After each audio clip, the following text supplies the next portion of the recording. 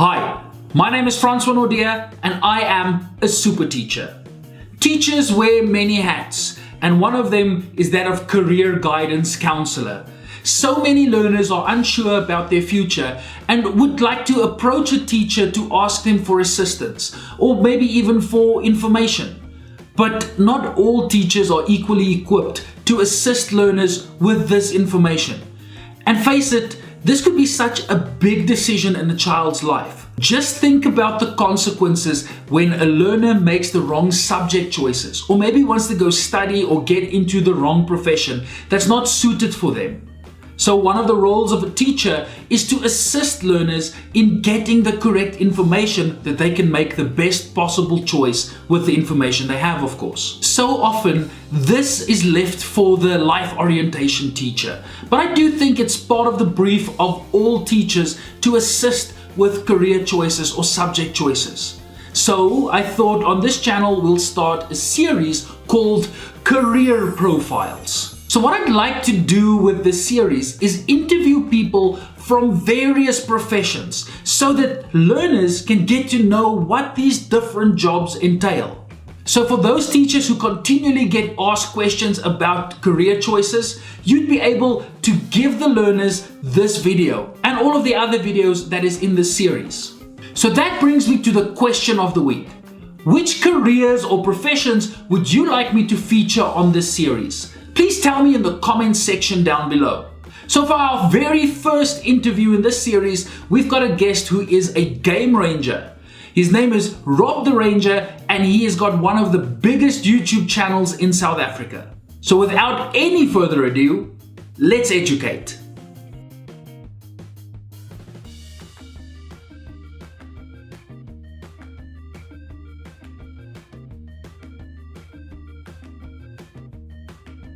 Today, I've got a very interesting guest in the studio, Rob the Ranger. Rob, thank you very much for being with us, for taking the time so that teachers can get to know a bit more about you as a person and in your career. And then the teachers can use this when they chat to children about possible career opportunities in the future. Thank you for having me. Rob is a game ranger at Idubi Game Reserve. It's in Mpumalanga, correct? Yes, in the Sabi Sands Game Reserve. Sabi Sands. How close is that to the Kruger National Park? We're right on the border. Technically with the Greater Kruger Park. Okay, so in that same... It's the same reserve. Rob, I'm going to hand it over to you. Please tell the audience who you are and what it is that you do. Well, hi guys, I'm Rob the Ranger. I make wildlife videos over on my own channel. Well, that is what I do. I'm a game ranger. I take people out on drive and get to see the animals that they get to see, basically. It's quite interesting. Rob wears two hats, and wears hats quite often. But he wears two hats in the sense that he's a game ranger in the bush, but he's also a YouTuber on the internet. And we'll delve into both sides, and it's nice to get to know Rob. He's one of the most successful South African YouTubers, so it's a big privilege having him here in the studio. Rob, this being a teacher's channel and a channel that focuses on the super teachers out there, I want to start all of these interviews that I do with the guests with the same question.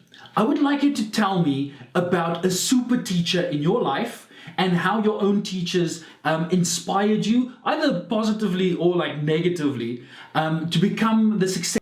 So, well, teachers in the bush, when I first started being in the bush, I was very lucky to have a guy named John Dixon. He's a bit of a legend in the bush, and he taught me a lot about how to be a ranger and how to do the job that I do.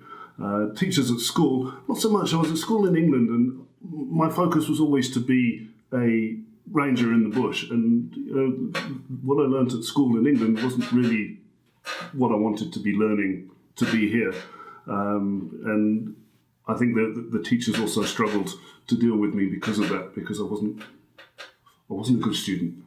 So that's a very interesting comment that you make, is that the classroom isn't really suited for all learners. We don't really like sitting behind desks, and it just brings us back to this whole idea that teachers need to think about the individual sitting in the classroom and what is interesting to them, because one of the things we do on this channel is talk about attention. And if the teacher doesn't know what is interesting to a learner, how can they even try and teach them anything? Exactly. And another thing that you said that really really resonates with me is that you had a teacher outside of the classroom. You had a teacher in the bush. Exactly. In that natural setting, that just tells me that you don't have to be a formalized teacher in front of a classroom to make a difference. Exactly. And that we all have teachers in our lives. So Rob, please tell us exactly what is a game ranger and what is it that your job entail? Well, technically, I'm not a game ranger as such, because a game ranger is someone that actually looks after the bush. What I am is a field guide. Okay. But Rob the field guide doesn't have quite It doesn't have the same ring, no. So as a field guide, I take out tourists into the bush and interpret what's going on for their enjoyment. And how early do you need to get up in the mornings? It depends. Obviously, we like to be out at sunrise. Different times of the year will be different times. So in the summertime, when the sun's up early, getting up at 4, get to bed at 11 at night. It's a long day. So the one thing that I know about game rangers and field guides is that they've got a lot of stories. So if you sit, imagine, I know it's difficult being in the city, but imagine we're sitting around a campfire. Please tell me one of the most interesting or unforgettable stories that happened to you in the bush. One of my favourite sightings that I ever had, and it's what actually got me to get a camera and do what I'm doing on YouTube. We were in a sighting with a leopard up in a tree with a kill, which is normal. We see that all the time. And we got word on the radio that a lion was approaching. So we'll sit and see what the lion does, kills up the tree. It's fine, the lion will have a sniff around and go away. So this lion came along and he had the sniffer around. And then he looked up the tree and he could actually see where the impala was hanging. The leopard sitting there having a bit of a growl. And then the lion took a run up and kind of grabbed onto the trunk of the tree. Well, no, it's too far up, the lion can't climb that high. But he proceeded to climb up the tree, got to the branch where the impala was hanging, but he was directly underneath it, so he couldn't get onto it. So he actually went upside down and then grabbed hold of the impala and then let go with all 4 paws. And the carcass was so well wedged that we now had the lion swinging in the air by its teeth. Wow.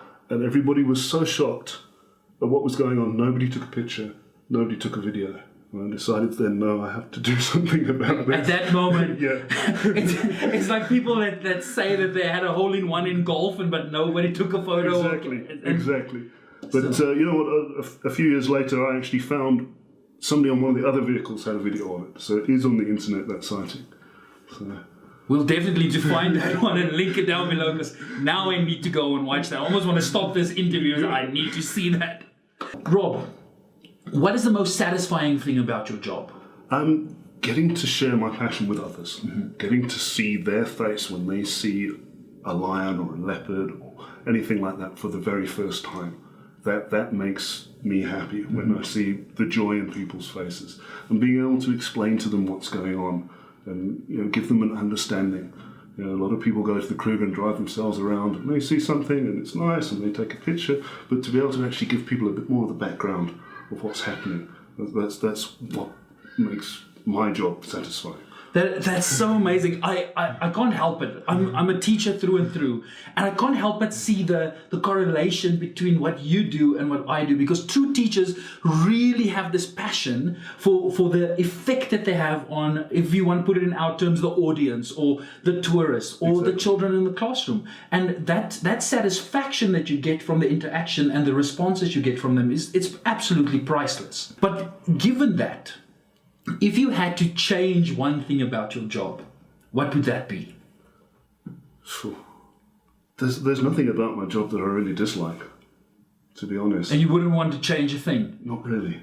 That's amazing. Imagine you can reach that stage in your career where you just go like, my job is idyllic. Rob, how do you become a game ranger or a field guide?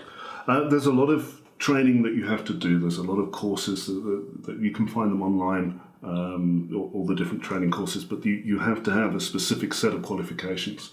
You can be the most qualified student, you can come out of university with your zoology degrees and your ethology degrees and all of that sort of stuff.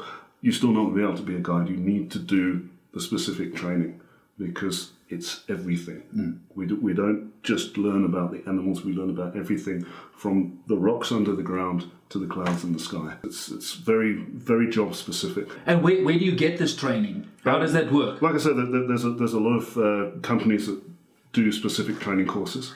The best thing to do is try and get on one that gives you a bit of work experience with it, because in my field of work, there is no substitute for experience. Absolutely. Yeah.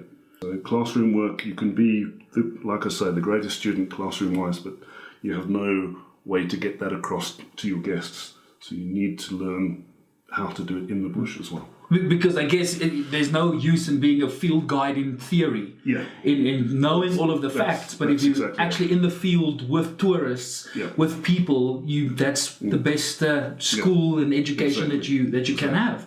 Basically, like teachers, that we go on school prac and make sure that you get that experience in the classroom. Rob, tell us a little bit more about the living arrangements, because do you sleep in the bush? Where do you stay? How often are you in the bush?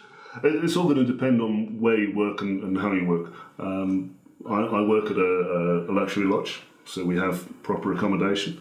I've worked in places where I've slept in the stables. Okay. So it really does depend on the job that you're doing and where you are. So there's no one set rule, but the industry is becoming a lot more professional now. So it's more likely you will have a decent set of living quarters than it was 10, 15 years ago. So no wonder you don't want to change anything about your job, because you basically stay in bush, you stay in luxury, and you have this idyllic job. Exactly. One of the big things for any person when they want to consider a career is this thing about work-life balance. That a lot of people, especially in corporate, spend a lot of time at work and not that a lot of time at home. But I can think that being in the bush for extended periods of time could really have an impact on your personal and your social relationships. It can definitely. We're away from home for usually 6 weeks at a time in the bush. Luckily, we do get a decent amount of time off as well. Okay. So I worked it out. Basically, when I'm at home on leave for that 2 weeks, I get to spend more time in that 2 weeks with my kids than somebody who worked a normal 9-to-5 job would get to spend in the whole 2 months. Because it's like full-time engagement. You don't have to break it by going to work and then coming home and having something to do at night. If you're working a normal job in the city, you get up in the morning, you go to work, you might see your kids at breakfast, or they might already be getting ready for school. You come back, you have dinner with them, you go to bed. There isn't, you get your time together on the weekends, whereas I'm at home all day, every day. And it's uninterrupted time. So on that note, are you married? You obviously have children, you already said that, but tell us a little bit more. Yeah, I am married. I've got 3 kids, 2 teenagers and a baby, because the old ones are getting boring, so we have a new one. Is that syndrome that you really need to have a puppy at home at all times?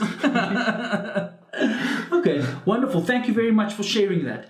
For the learners out there that might consider going into either game ranging or being a field guide, why should they consider going into this career? It would have to be people that seriously have a passion for being in the bush. If that is your passion, then this is the career for you. Mm-hmm. If it's not, then it certainly isn't. If you don't love what you're doing with this job, then you're not going to have a good time. You have to love it. You have to love every minute of it, because it is very long hours, long time away from home, and that sort of stuff. So if you're the sort of person that can cope with that, but you're also a people person at the same time, then it's the perfect job. You love the bush, you love being isolated, but you also love to be with people. It's a combination of both. If you're only one of those things, it doesn't work. If you love being with people all the time, there's a lot of time that you spend alone. And if you only love the bush and don't like being with people, then that's not going to help you take your guests out and so on. So it needs to be somewhere in the middle. So it's not a lot of people, when I was training students, they thought it was a nice, easy job. You get to drive around and see the animals and you get fed and all of that. They don't realise how much time you actually spend consumed by the job. How do you fight the monotony of it? Because you could really be stuck in a job like this and day in and day out taking tourists in the same story over and over. How do you fight monotony in your career? For me, I'm lucky where I work. The reserve I work in, every single drive is different. We have a nice guest turnover, so there's different people every few days, so you're not always saying the same things. You find in the smaller reserves, where there is only a limited number of animals, people tend to change, not their job, but to change lodges a lot quicker. Okay. And that's how they deal with the monotony. They'll work somewhere for 6 months to a year and then go to a different lodge somewhere else and jump around like that. But when you find somewhere that you like, you stay. So I've been at the lodge that I've been at for 14 years now. Wow, that's a long time. So this takes me to the next part of our interview. I can't go into the bush for extended periods of time because there's no internet. I have to be connected. I need to know what's happening in the world. What's the internet situation like? It's getting better. You know, these days with wireless internet and phone reception, you know, LTE and all of that, that is starting to creep into the bush. It's not always a good thing.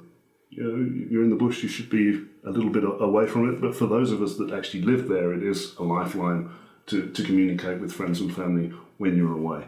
And it's changed. When I went into the bush, the best internet connection we had was a 19.2 kilobyte per second dial-up. Exactly. So nowadays we've got full Wi-Fi throughout the lodge and 4 meg upload and that sort of stuff. Only within the lodge. Once you get out into the bush, of course, you lose the reception. But it's enough to be able to stay in contact. It's enough for the guests to be able to send their photos and get their emails and that sort of stuff. Good, because this brings me now to your YouTube channel. I mean, you it's like the two worlds that don't really meet. You're in the bush, yet you use the internet in the form of your YouTube channel. Yeah, with that, all of my YouTube stuff is basically done at home. I film in the bush, I edit when I've got time between drives, but the uploading is done at home. Okay. So I get home after 6 weeks, I plug in a disc into the computer and I press the upload button, and it will upload for that next 6 weeks while I'm in the bush. Oh, okay. So basically what we see on your channel is something that happened a few weeks ago. Yeah. I've tried a few times to try and upload from the lodge itself. Just if I'm uploading a 10-minute video in 4K quality, it takes 4 days. It also, you know, eats up all the bandwidth at the lodge, so no one else is on the internet. So it's a bit frowned upon. Yeah, you don't want to be that guy. Yeah. But also, with being out there every day for 6 hours a day, I see so much that if I was to put everything up every day, it would be 4 or 5 videos a day that I'm putting up. And that would just be too much for people to be able to consume. So what I'm putting up now is probably from 6 months ago, because that's how far behind I get. Okay. So, do you make a specific arrangement that if something amazing happens in the bush, that you like push it into the queue? What I do, the first thing I do when I've got enough footage is put up what I've got over 3 or 4 days into sort of a highlights package. So that will go updated as soon as I can possibly get it up.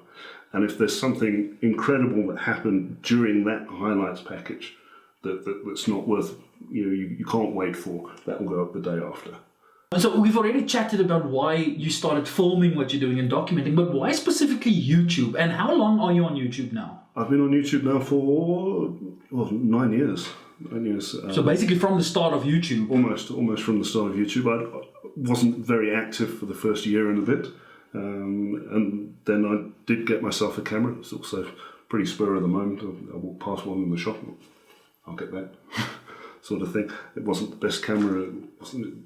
It was cheap and it did its job. And then I've managed to upgrade to what I've got now over a few different sets of cameras.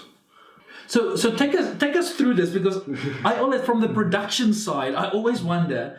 So you're going out on a game drive. Yeah. Where is the camera? Did you mount it on the vehicle or? No, it's a handheld camera, so it sits in the camera bag next to me. When I've got the vehicle parked in the sighting and the guests have got the good view, then I get the camera out. Okay. So sometimes I don't always have the best vantage point, you often find that I'm filming stuff with bushes in the way. It's because it's not about me; it's about the guest. Exactly, the paying customer comes first. Yeah, of course. But it is. It's just a normal camcorder. It's nothing big and heavy or anything like that. Okay, so it's not like you tell the tourists, listen, this is going to be magic for my YouTube channel. Just hold on. Great, Rob. We're jumping into the final part of the interview. Now, we're going to do a quick fire round of questions. All right. I'm going to pop a question, and first thing that comes to mind, you have to tell us a bit about that. Let me just get to that. All right. So I think it is six questions that I've got ready for you. Yes, it's 6 questions. Just moving the laptop so that you can't preempt this. So, no time to think. Right. Go into it. Favorite animal? I like things that I can interact with. So I like to get out and have a look at the reptile. I can't do that with a leopard. I love looking at leopards, but I like to be able to interact with stuff. So the small things, the things that people don't really go on safari to see. I find a chameleon and I can get people get out to have a look at it. That sort of stuff. That's what I love to see. Okay, wait. You get the people to get out of the vehicle. Yes. How cool is that? Jumping into the next one. I feel a lot of people focus a lot on animals. And you don't know what sighting, you're not guaranteed to have a great sighting when you go out into the bush. But there's always plants. Yes. Your favorite plant? My favorite plant? There's a plant that we call the devil's thorn. I forget its proper name. But it's something I like to talk about when we do the bushwalks, because that is about the smaller stuff. It's got a little pink flower. But that, if you put it in water, makes the water soapy, basically, and it's a bush soap. You can take a strand of that plant, go to the edge of the water, rub it in your hands, clean your hands, and if you take a bunch of it and stick it in a jam jar, it will actually gellify the stuff, and then you've got some shower gel. Who needs a shop? All right, the next one. Facebook or Instagram? I'm still new on Instagram, so Facebook's more the thing, but Instagram I think is a very important platform. So your handle throughout all of your social medias? Rob the Ranger. Rob the Ranger. So if you go follow the man, it's amazing to see what he posts online. My wife asked me to put this one in. We know that chicks dig a guy in uniform. Is that true for game rangers or field guides? For the young guys, yes, definitely. Definitely for the young guys. So the uniform is not so much for someone with that colour hair. Okay, and then the uniform. Let's talk about the uniform. Is it because when I see field guide, when I see game ranger, I always see that khaki two-tone. It was very much like that when I started. It was the khaki thing with the epaulets and the big name badge and stuff like that. But it's a lot more formal or informal now. It's a shorts and a button-up shirt. It's nothing. It's not that old army style. It's still green and khaki, but to camo. Well, neutral colours to blend in, they say. Okay. Okay, wouldn't it be nice to have this game ranger with this neon orange shirt? That doesn't work that well. I can't wait for the answer on this one, because teachers normally know exactly what I'm talking about. What is the most stupid question you got asked by a tourist? How old is a baby elephant when it's born? Okay, wait, we have to... How old is a baby elephant? When it's born. When it's born. When it's born. At the moment of birth? Yes.